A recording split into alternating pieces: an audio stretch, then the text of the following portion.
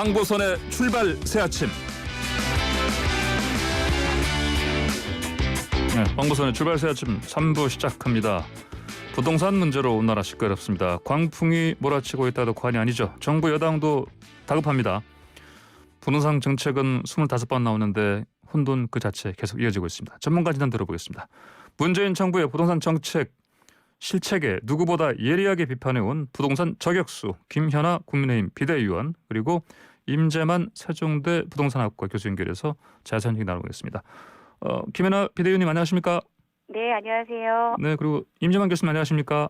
예, 안녕하십니까. 스튜디오 직접 모시고 좀 얘기를 나누고 싶은데 지금 코로나 상황 때문에 그렇게 하지 못합니다. 예. 그래도 오늘 좋은 말씀 많이 부탁드리겠습니다. 자, 먼저 첫 번째로요. 새해 돼도 부동산 문제에 대한 국민의 혼란, 불만 계속 이어질 것 같습니다. 현재 부동산 문제 근원이 어디 있다고 보시는지 먼저 김연아 비대위원 말씀해 주시겠습니까? 네, 저는 일단 잘못된 시장 진단에 예. 있다고 보고 있습니다. 잘못된 시장 진단. 문재인 정부의 예. 그 시장에 대한 인식이 굉장히 편협하고 왜곡되어 있다고 보고 있는데요. 예. 시장 기능이 여러 가지가 있습니다. 부작용도 있고 순기능도 있는데 부작용만 강조하고 순기능은 무시하고 왜곡하면서 예. 인간이 갖고 있는 집에 대한 본능을 굉장히 제약시했죠. 그러다 보니까 민간 부분의 역할을 축소시키고 모든 것을 공공이 주도해야 선이라고 하는 곳으로 끌고 갔습니다. 네. 결국 주택시장을 가진 자와 가지지 못한 자, 또 하나 가진 자와 여러 가진 자를 이렇게 대립시키면서 네. 저는 시장에 대한 무지가 결국은 부동산 정책이 아니라 부동산 정치로 이어졌다 이렇게 판단하고 싶습니다. 예. 자, 그러면 임재만 교수님께서는 어떻게 진단하십니까? 예, 저는 시장에 대한 무지보다는 예. 시장에 대한 오해가 있었다고 생각합니다. 시장에 대한 오해요. 상황에 대한 오해가 큰 거죠. 예. 크게는 세계적인 보편성과 한국적 특수성에 대한 오해라고 생각되는데요. 세계적인 보편성이라고 하면 네. 지금 저성장, 저금리, 또 풍부해진 유동성입니다. 예. 2008년 금융 이후에 이런 현상들이 지속되면서 수익을 쫓아 부동산으로 폭포수처럼 쏟아지는 유동성을 적절하게 제어할 수단을 우리나라뿐만 아니라 대부분 나라가 충분히 갖고 있지 못했다는 점을 충분히 인식하지 못하지 않았느냐 예. 생각이 들고요. 예. 두 번째는 이제 한국의 특수성인데 우리나라에는 재건축, 전세 예. 이런 그 구조적인 문제가 있고 예. 또 한편으로는 이제 공급에 대한 오해도 있습니다. 공급을 양적으로만 판단할 것이 아니라 네. 질적으로도 판단해야 되는데 그런 부분에 대해서 시장에 대한 오해와 상황에 대한 오해가 있지 않았을까라고 생각합니다. 예, 상황에 대한 오해요. 자, 현 정부가 25번째까지 정책을 내놨는데 지금 이거는 여야 할 것 없이 전반적으로 이렇게 실패했다 이렇게 인정하는 상황이고 특히 야권에서는 파탄을 위한 정책이냐 이렇게까지 비판을 하고 있습니다. 자, 이렇게 많은 정책 여러 번 나왔는데 시장에 왜 없었는지 이것도 좀 진단을 해봐야겠습니다. 먼저 김연아 위원님. 네, 일단 저는 설익은 정책이었다고 보고 있습니다. 설익은 정책이요. 임재만 교수님도 지적하셨지만 전 세계적으로 지금 유동성 저금리 예.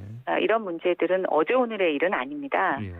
정부가 그것을 몰랐다고 하면 또 그것을 핑계댄다라고 하면 저는 비겁하다고 보고 있고요. 결국은 또 하나 자기의 무능을 스스로 인정하는 거라고 보고 있습니다. 예. 지금 정부가 내놓은 25번의 정책은 일단 내용이 적절했는지도 문제지만 그것이 발표된 타이밍이 또 맞았는지라는 것에서도 저는 적절하지 않았다고 보고 있습니다. 예. 정부는 내용이나 타이밍보다는 이것이 옳은 정책이냐 꼭 네. 주택 정책이나 부동산 정책이 어떤 도덕률과 같은 것에 초점이 맞춰 있다 보니까 예. 사실은 시장에서 전혀 작동하지 않았다. 저는 그렇게 보고 있습니다. 오히려 시장에서 나타난 것은 규제나 강력한 정부의 어떤 이념적 정책이 통선 효과, 역효과 등으로 이어졌고 결국 정부가 예상치 못한 부작용들이 속출하면서 지금 시장에 여러 가지 혼란을 나타냈는데요. 예. 저는 이런 것을 예상 못했다면 정말 무능한 것이고 네. 이런 것을 알고도 이런 것들을 정말 계속 끌고 나가서 단행을 했다면 네. 저는 정부가 정말 아까 제가 앞에서 지적한 것처럼 부동산 정책을 하려고 했던 것이 아니라 부동산 정치를 밀어붙인 것이다 이렇게 생각합니다. 그렇군요. 임재명 교수께서는 어떻게 이렇게 사실 뭐 정부가 이렇게 25번 정책을 내놓은 이유는 한마디로 뭐 집값 안정 기본적으로 그 기본 아니겠습니까? 이게 안 됐거든요.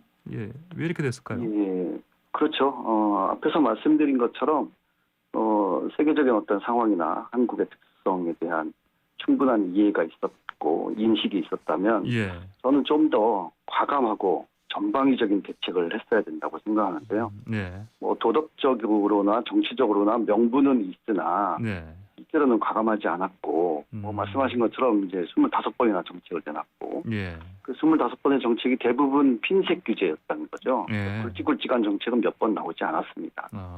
아, 그런데다가 이제 핀셋 규제가 뭐 지역에 대한 어떤 규제뿐만이 아니라 예, 대부분 조세나 금융 대책들이 고가주택이나 다주택자를 네. 마치 주택 시장의 불안정의 원인, 주 원인으로만 예, 타겟한 뭐 이런 정책에 있어서의 핀셋 규제 이것이 이제 가장 큰 문제였지 않았을까. 예, 핀셋 규제를 하다 보니까 근본적인 문제가 있는데에도 불구하고 네, 어떤 지역이나 대상에만 한정한 그런 정책 구호는 컸는데 실제 나온 대안은 적은 것이었다. 뭐 이것이 이제 이런 계속된 대책을 낼 수밖에 없었던 상황을 이야기하지 않았느냐라고 예. 생각합니다. 앞으로도 그러면 이런 방식으로 핀셋 어떤 처방 방식으로 계속 한다면은 뭐 해소가 되더라도 뭐 또 새로운 정책이 나오더라도 이 상황을 지금 반전시킬 수는 없겠습니다. 어떻게 보십니까?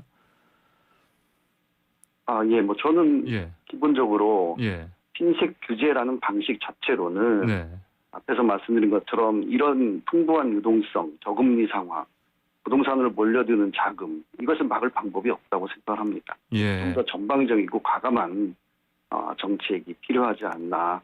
적어도 이제 수요 억제와 관련해서는 예. 그렇게 생각합니다. 예, 지금 토론 이어가고 있는 임재만 교수님은 세종대 부동산학과 교수님입니다. 정말 뭐 전문가시고 김혜나 비대위원도 사실은 국회의원 이전에 하시기 전에 한국건설산업연구원 연구위원이셨습니다. 그래서 청취자 여러분 두 분 다 부동산 전문가들이니까 이분의 의견들 잘 청취하시면 여러분으로 도움이 될 것 같습니다. 자, 방금 김혜나 위원님 네. 임 교수님께서 말씀하신 시작하신 부분 있잖아요. 그러니까 광범위하게 근본적으로 어떤 바꾸는 게 아니라 핀셋으로 뭐 단순한 이렇게 짧게 좁은 범위로 처방하다 보니까 일단 뭐 풍선 효과가 나타나는 등 이런 오히려 부작용이 나타났다 이렇게 진단하셨는데 뭐 동의하십니까? 네, 저도 핀셋 규제라고 하는 것은 예. 결국은 문제가 있는 곳에만 규제를 적용하는 사실 저는 좀 비겁한 정책이었다고 보고 있습니다. 네. 그것은 표를 의식했다라고 보여지는데요. 표를 문제는 시켰다. 예.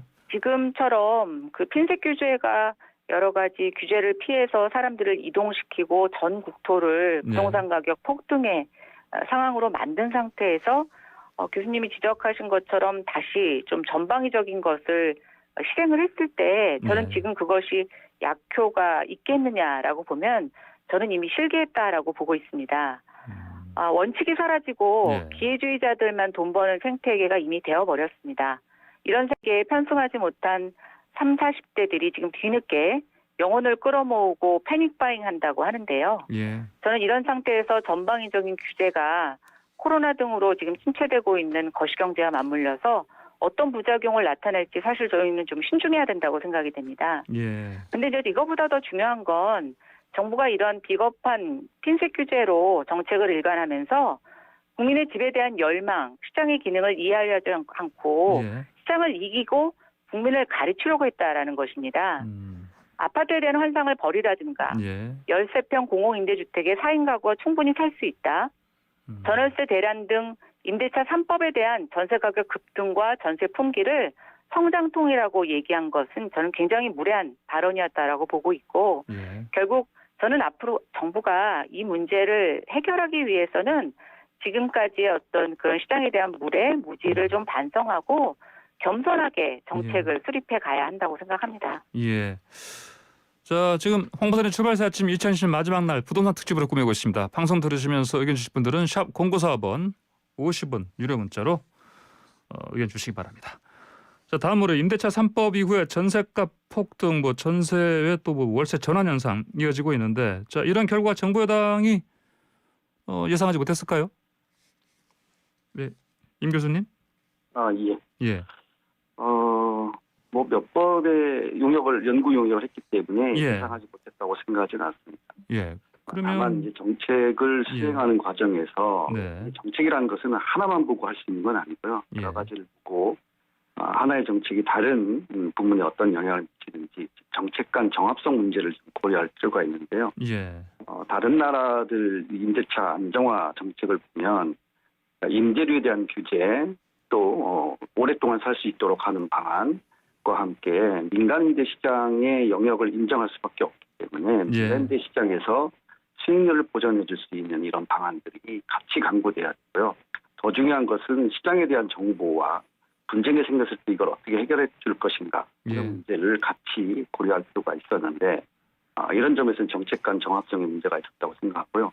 또 한 가지 중요한 거는 우리나라는 다른 나라에서 찾아보기 힘든 전세라는 예. 시장이 있습니다. 네네. 전세는 누군가가 다주택자가 집을 여러 채 사가지고 전세를 놓고 할 때 전세가 공급되는데 이 전세라고 하는 것이 집값이 오를 때나 안정되고 집값이 내릴 때는 예. 안정되지 않는다라는 거죠. 네. 이런 문제들을 좀 간과했기 때문에 생긴 부작용들이 나타났다라고 생각하고요. 다만 이제 이 임대차 3법 이후에 갱신율이 늘어나면서 예. 그래도 2019년 이후에 전세값이 상승하던 것을 네. 상당 부분 그래도 완화시켜주고 있다라는 점들은 시장에서 좀 간과하고 있는 게 아닌가 예. 생각합니다. 저 김연아 비대위원님, 방금 임 교수님께서 말씀하신 것처럼 더 갱신율이 올라가고 이런 상황에서 어떤 긍정적인 작용도 있는 부분을 봐야 된다 말씀하셨는데 어떻게 보십니까, 김연아 비대위원께서? 저도 일부 혜택을 보는 계층이 있다고 보고 있습니다. 네네. 기존에 전세를 살고 있다가 계약 갱신 청구권을 이제 예. 발동한 가구들에 있어서는 비교적 5% 임대 상한에 계약 예. 기간 2년을 더 연장하는 혜택을 누렸죠. 예. 근데 이제 이것은 저는 하나만 보고 둘을 보지 못하는 거다라고 생각합니다. 2년 뒤에 계약갱신 청구권이 이제 소멸되는 시기에 예. 또 다시 사용할 수 없는 경우에서는 지금 이 급등한 전세 가격에 따라서 사실은 예. 현재 살고 있는 전세 보증금으로는 예. 마땅한 전세집을 찾기가 어려운 상황에 직면하게 됩니다. 예. 결국 저는 많은 전문가들이 임대차 보호법 또 임대차 3법을 강행했을 때 많은 문제점이 있을 것이라는 것을 지적을 했고 예견을 했는데 예. 저는 정부가 그것을 상당 부분 무시하고 그것을 일어날 수 있는 보완책에 대해서 저는 굉장히 미온적이었다라고 보고 있습니다. 지금 어쨌든 세입자를 보호하겠다고 하는 정책인데 정말 세입자들이 보호를 받고 있는지 오히려 세입자들이 급등한 전세가와 또 전세 매물을 찾아서 표류하는 그런 부작용에 대해서 어떤 대안을 갖고 있는지 사실은 좀 없어서 답답하고요. 예. 오히려 정치권에서 나오는 얘기는 2+2가 아니라 뭐 4+4 더 지금보다 강화된 임대차 규제를 네. 해결책인 것이냐 제안하는 모습을 보면서 사실은 지금보다는 내년보다는 그 다음 해가 더 걱정되는 상황입니다. 예. 자, 또 우리가 짚어봐야 될 부분이 이제 다주택자들한테 특히 이제 부담이 커지는 부분인데 정부세, 양도세, 세율 대폭 인상하고 또 취득세도 대폭 인상한 상황입니다. 이제 사방으로 지금 뭐 세금 부분에서 막혀 있다 이렇게 볼 수 있겠는데 이게 이제 문제는 이 집주인들이 이제 임차료를 이제 세입자들한테 전가한다. 뭐 이런 지적들이 있습니다. 임 교수님 이 상황 어떻게 보고 계십니까? 예, 그러니까 보유세나 예. 또는 이제 취득세 또는 이제 양도세 이런 것들을 전방위적으로 네네. 인상을 했는데요. 저는 사실은 이 부분에 있어서 가장 정치적인 정책을 했다라고 생각이. 말하자면 이제 예. 양도세는 예. 집을 샀다 팔았다 하면서 생긴 매도 차익에 대해서 부과하는 건데 예. 1가구 1주택에는 부과하지 않죠. 네. 다주택자에게만 네. 부과를 합니다. 네네. 그것도 이제 규제 지역을 지정해 가면서 하고 있고요. 종부세 역시 마찬가지로 고가주택과 다주택자에게만 하고 있고요. 예. 취득세도 다주택자에게만 부과하고 있습니다. 예. 이것이 이제 전체적으로 세금이 모든 사람에게, 집을 가진 모든 사람에게 부담이 되는 것처럼 보이지만 사실은 일부 계층에만 부담이 된다는 것이죠. 이것이 이제 저는 조세 정책에 있어서 정치적이다라고 생각을 하고요. 예. 당연히 이렇게 그리고 토지가 아니고 집에 대해서 일반적으로 과세하면, 특히 다주택자에게만 과세하면 네. 그것은 이 다주택자들의 집에 사는 임차인들에게 임차료가 전가될 가능성들이 충분히 있죠. 이런 부분들은 이제 보편적인 어떤 세제가 아니라 예. 이것도 이제 일종의 핀셋이죠. 예. 특정한 계층에게만 세금을 과도하게 물리면 그것은 당연히 그들의 집에 사는 임차인에게 전가될 가능성이 있다라는 건데, 예. 이것이 이제 세금에 있어서의 정치적인 어떤 정책, 이 부분을 좀 개선해야 될 필요가 있다고 생각합니다. 예. 정치적 조세 정책 때문에 지금 부작용이 일어나고 있다 이렇게 진단하셨습니다. 김연아 비대위원께서 어떻게 보십니까? 네. 저는 지금 부동산 관련세는 명백하게 증세입니다. 예. 김 교수님 말씀하신 것처럼 고가주택과 다주택자들이 더 많이 내는 것은 상실이지만, 그렇다고 해서 1주택자라든가 소액주택을 갖고 있는 사람이 세금을 과거보다 적게 내는 것은 아닙니다. 그것은 세율은 고가주택이나 다주택자 중심으로 올랐지만 전반적으로 지금 정부가 공시가격 현실화율을 시행을 하고 있는데요. 공시가격 현실화율이라는 것이 그냥 멈춘 상태에서도 지금 집값이 굉장히 많이 오르지 않았습니까?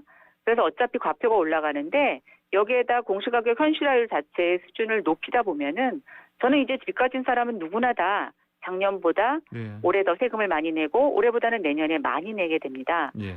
지금 전 세계적으로 코로나로 인해서 경기 침체 또 여러 가지 자영업자들의 세부담 이런 것들을 감면해주고 있는 상황에서 어쨌든 집을 가진 사람들은 계속 세부담을 늘려나가야 되는 이런 구조를 만들었다는 거. 앞서 말씀드린 것처럼 공시가격 현실화율이라는 것이 정의롭고 해야 되는 조세 정책의 한 방향이긴 하지만 저는 지급 타이밍에서 굉장히 어긋났다라고 보고 있고요. 이건 명백하게 국민들의 세부담 증가로 이어질 것이며, 특히 다주택자들에 대한 종부세 강화는 월세를 급등시키는 것으로 영향을 미칠 것입니다. 이미 과거에 참여정부 때도 종부세 강화 때마다 월세 가격이 급등한 현상이 벌어졌고요. 월세 가격 급등 현상은 이미 한 올해 9월 이후부터 점차적으로 시장에서 반영이 되고 있습니다. 예. 네, 지금 저 황보선의 출발새 아침 부동산 특집 이어가고 있는데요. 8797님 청취자분께서 의견 주셨습니다. 핵심 정부 요인들이 두 채 이상 주택을 소유하면서 남들이 가지면 죄악시하는 내로남불의 전형적인 병폐 아닙니까? 라고 의견 주셨습니다. 자, 방송 들으시면서 의견 주실 분들은 샵 0945번 50원 유료 문자로 보내주시기 바랍니다. 자, 다음 질문 드려보겠습니다. 지난 8.4 대책 핵심이 재건축 재개발로 5만 가구 공급한다 이거 아니었습니까? 근데 투기 막기 위해서 이익 환수한다 이렇게 정책을 방향을 정해놨습니다. 이 기조에 대해서 비판이 많이 있는데 이 방향 정책 방향이 맞다고 보십니까, 임 교수님? 네, 도심지에서 주택을 공급하는 가장 중요한 수단이 재건축 재개발입니다. 예. 따라서 이제 재건축 재개발을 통해서 도심지의 주택을 공급하겠다. 이거는 네. 당연한 네. 방향이고요. 예. 이거는 누구든지 인정할 수밖에 없는 방향이라고 생각합니다. 다만 이제 재건축 재개발로 인해서 용적률이 상향될 때 예. 어느 정도 이제 공공이 개입해서 거기서 발생하는 개발 이익을 좀 공유하고 예. 전체적으로 국민들에게 같이 사용할 수 있도록 하자 하는 것이 있고요. 다만 또 한 가지는 이제 반대의 관점에서 보면 예. 재건축 재개발은 집값이 상승할 때 가능한 민간 사업이라는 거죠. 네. 그러니까 이 민간 사업은 그 개발 이익을 자기가 다 갖겠다. 네. 이런 이제 사업인 거죠. 예. 결국은 이제 두 가치가 충돌하고 있습니다. 그러나 두 가치 중에 어느 것이 우선이다라고 얘기하기는 어렵죠. 결국에는 이제 이 재건축 재개발 사업에서 예. 공익과 사익이 적절하게 조화를 이루고 균형을 이룰 필요가 있는데, 지금 우리는 그동안의 경험으로 봐서 너무 한쪽의 가치만 중시되고 있는 게 아닌가라고 하는 생각이 들어서 좀 아쉽다라는 생각이 들고요. 다만 이런 비판이 한쪽 측면에서만 극대화되는 것은 바람직하지 않다라고 예. 생각합니다. 예. 이것은 세계적으로 다른 나라에서도 예. 재건축 재개발이 순수한 민간 사업으로서만 수익 극대화에 기한, 그래서 개발 이익을 완전히 사유화하는 예. 그런 방식으로 되고 있지는 않다라는 점에서 예. 우리도 좀 더 좀 넓은 포용적인 관점에서 이 문제를 해결할 필요가 있다고 생각합니다. 예, 자 김연아 전의원께서는 그러면 이렇게 이익 환수 자체는 반대하지 않으시죠? 다만? 근데 이제 예. 오해가 있으신데요. 예, 이미 재개발 재건축 사업이 네. 모든 이익을 개인이 갖게 하고 있지 않습니다. 네, 저희 재건축 같은 경우는 초과이익 환수가 있고요. 예, 재개발 사업에는 임대주택을 의무 건립하도록 되어 있습니다. 네, 또 재개발 재건축 주택에 대한 보유세 과표도 굉장히 현실화되고 있고 예, 양도세 부담도 고가주택이기 때문에 많이 내고 있습니다.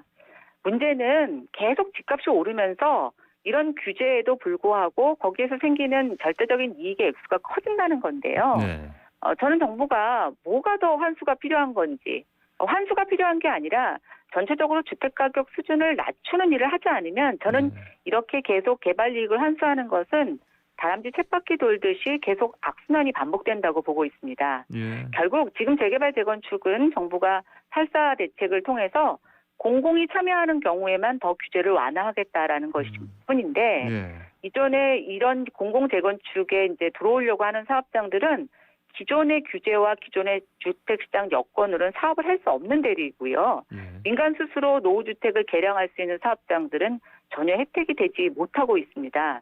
결국 저는 시장의 압박에 밀려서 재개발 재건축 규제를 푼다라고 하는 정치적인 제스처라고 보고 있고요. 예. 이것에 의한 주택 공급 확대는 크지 않을 것으로 보고 있습니다. 그런데 이제 이렇게 뭐 재건축 재개발량도 사실은 이제 공급 쪽으로 공급을 굉장히 대폭 늘리겠다 이런 방향 아니겠습니까? 그런데 이제 그 중에 보니까 그 중산층도 공공임대주택에 살 수 있다 이런 부분까지 지금 밝힌 상황인데 이 방향 맞다고 보십니까, 김연아 전님은?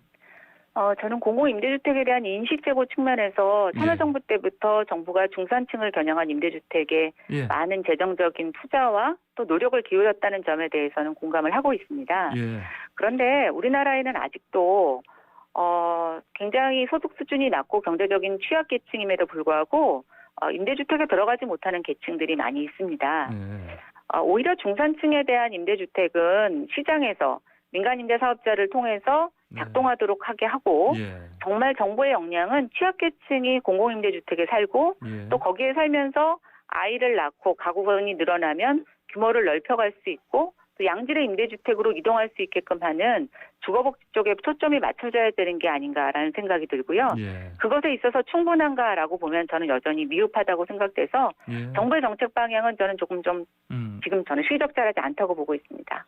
임 교수님께서도 같은 의견이십니까? 취약계층을 위한 어떤 공공성 강화한 주거 복지 이걸 강화해야 된다. 이런 김연아 의원의 의견에 대해서. 저도 그 기본적인 방향에 대해서는 예, 동감을 합니다.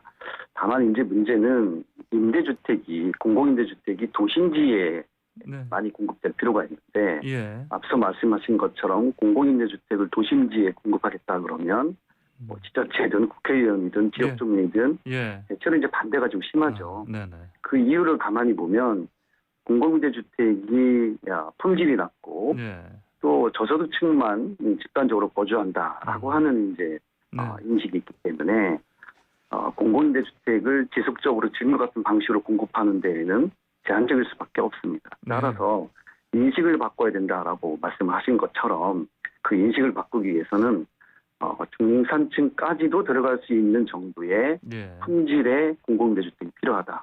다만 이런 방향이 기존에 공급하던 주거 취약계층을 위한 공공임대주택의 재고를 확충하는 데 있어서 제약이 된다면 그 점은 좀 문제겠죠. 따라서 공공임대주택의 공급을 확대하면서 예, 대상도 좀 확대하는 이런 방향. 그래서 좀 보편적인 좀 더 일반화된 공공임대주택의 정책으로 나갈 때만이 실제 주거 취약계층을 위한 공공임대주택도 공급이 가능하다. 이렇게 생각합니다. 저 마지막으로 두 분께 짧게 여쭤보겠습니다. 이제 새해도 돼서도 집값이 계속 올라갈 것인가? 어떻게 보십니까? 김연아 의원. 예. 네, 지금 올해 주택 거래량이 120만 호를 지금 기록할 것으로 통계가 집계되고 있습니다. 예. 사실은 통계 집계 이후에 사상 최대인데요. 네네. 올해같이 집값이 오르고 이렇게 부동산 때문에 많은 국민들이 분노했지만 실제로 많은 사람들이 집을 샀습니다. 예. 저는 이것이 미래에 공급이 되지 않을 것이라는 불안감, 지금 사지 않으면 손해가 날 것이다, 나만 피해를 볼 것이다라고 하는 극도의 불안감이 만들어낸 결과라고 보고 있는데요. 예. 그래서 지금 경제적인 상황으로 봤을 때 추가적으로 집을 살 수 있는 여력이 있는 사람들이 많지 않을 것이라고 보고 있습니다. 예. 그게 정상인데 지금과 같이 정부가 정책 기조를 변화하지 않고 미래에 대한 불확실성을 계속 키워나간다라고 하면 이 패닉 바잉을 멈출 수 있을까? 네네. 저는 경제가 굉장히 망가지기 전까지는 이 심리 불안에 의한 패닉 바잉이 계속 이어질 것 같아서 네. 오히려 그게 좀 네. 걱정되는 걱정스럽다. 사안입니다. 예, 네. 김연아 전 의원께서는 패닉 바잉 사안 계속 이어질 것 같다. 김 교수님께서는 어떻게 전망하십니까? 네, 저도 김 의원님 말씀에 동감하는 부분이 있는데요. 예. 그동안에 어쨌든 집을 산 사람들은 뭐 연끌을 했든 부모 지원을 받았든 예. 어쨌든 주택시장에 들어올 수 있는 사람들이었다는 건데 그게 장기적으로도 계속 그런 사람들이 들어올 수 있는가, 말하자면 집을 누군가가 계속 사줄 수 있는가라고 예. 하는 점에서는 이제 거의 한계에 다다르지 않았는가 예. 하는 생각이 들고요. 지금 정부가 이제 공급을 확대하겠다라고 했는데 자칫 이런 상황에서 공급 확대가 시장에 부정적인 영향을 줄 수 있다. 그리고 또 경제 상황이라는 것이 코로나가 이제 백신과 치료제 등으로 어느 정도 이제 끝이 보인다고 하는 그런 상황으로 오면 시장에 엄청나게 풀린 유동성을 회수할 수밖에 없는 상황이고, 예. 그럼 이제 금리가 올라갈 텐데 네. 과연 지금까지 최근 들어서 이렇게 집을 샀던 사람들에게 이런 상황들이 어떤 영향을 미칠까, 주택시장 전체에 어떤 영향을 미칠까 하면 저는 집값이 오른다라는 그런 우려나 불안감보다는 예. 혹시라도 이런 주택시장의 위기가 다시 올까 하는 네. 걱정도 한 자리에 크게 차지하고 있습니다. 예, 네, 알겠습니다. 오늘 두 말씀 여기까지 듣겠습니다. 감사합니다. 네, 감사합니다. 감사합니다. 네, 지금까지 김연아 전 의원, 임재만 세종대 교수였습니다.